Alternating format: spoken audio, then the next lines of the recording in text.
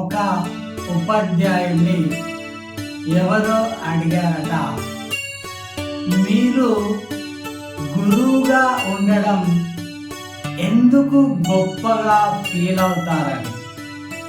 అందుకు ఆ ఉపాధ్యాయుడు నవ్వుతూ ఇలా సమాధానం ఇచ్చాడు. ఒక న్యాయవాది ఆదాయం సమాజంలో నేరాలు, కోర్టులో వాద్యాలు జరిగినప్పుడు పెరుగుతుంది. అదే ఒక డాక్టర్ గారి ఆదాయం సమాజంలో రోగాలు, అనారోగ్యాలు వచ్చినప్పుడు పెరుగుతుంది.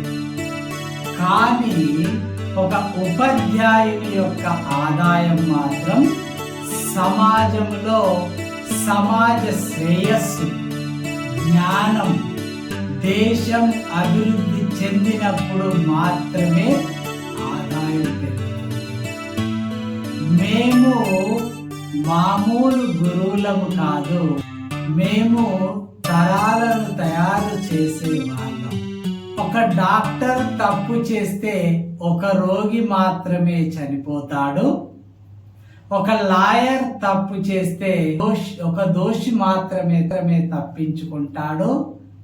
కానీ ఒక టీచర్, ఒక ఉపాధ్యాయుడు తప్పు చేస్తే ఒక తరమే నష్టపోతుంది.